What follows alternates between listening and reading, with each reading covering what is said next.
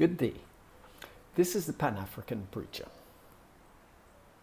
A proverb from Niger says, "A wise man who knows his proverbs can reconcile difficulties." The question was once asked by a king, if the foundations are destroyed, what can the righteous do?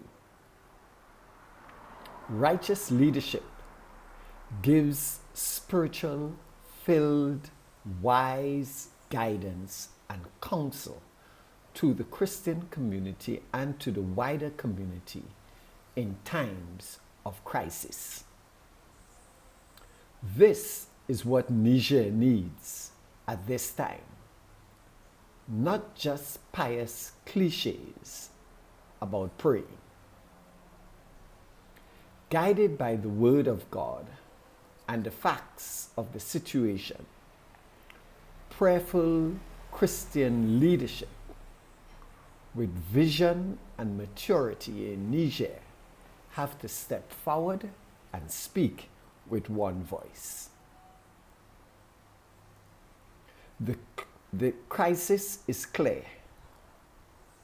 Niger's elected president, Mohamed Bazoum, and his government has been ousted from power and are in detention.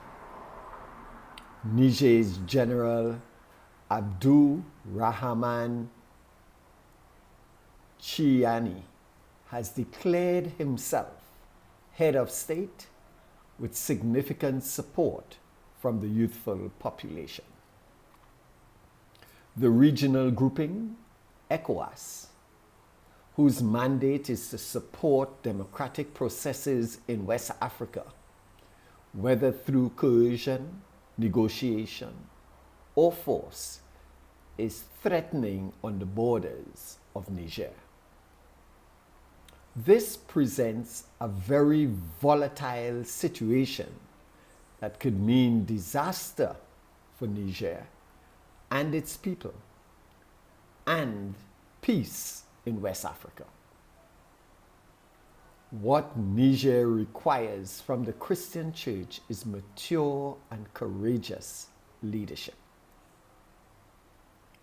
The praying Christian leadership in Niger has to give voice to the frustrated and impoverished Nigerians by protecting their lives.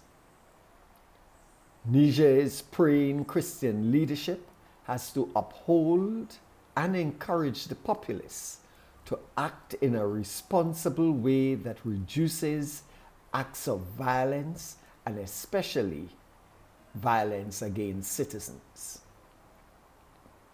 Niger's praying Christian leadership has to call on all righteous people in the nation, be they Christians or not, to refrain from going on rampages and wanton destruction of facilities that they would need in a time of normalcy.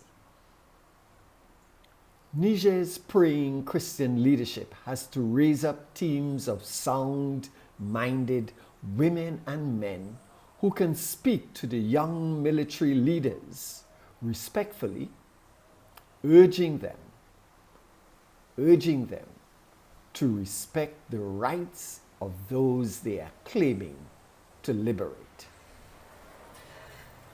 Niger's praying Christian leadership has to also raise up a joint interreligious team of respected eminent leaders to speak to the leadership at ECOWAS and the external community, calling for restraint and for further peace negotiations.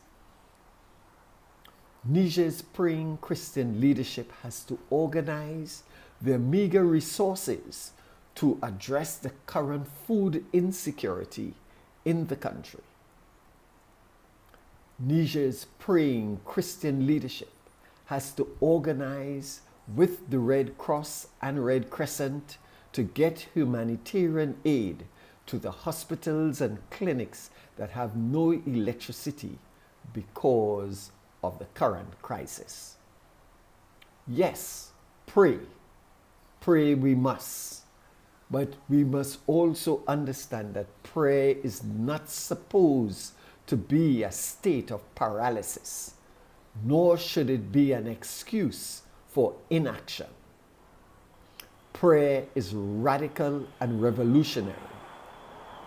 It is one that understands that righteousness exalts a nation, but sin is a reproach to every people, including those kneeling at their bedsides tonight in Niger.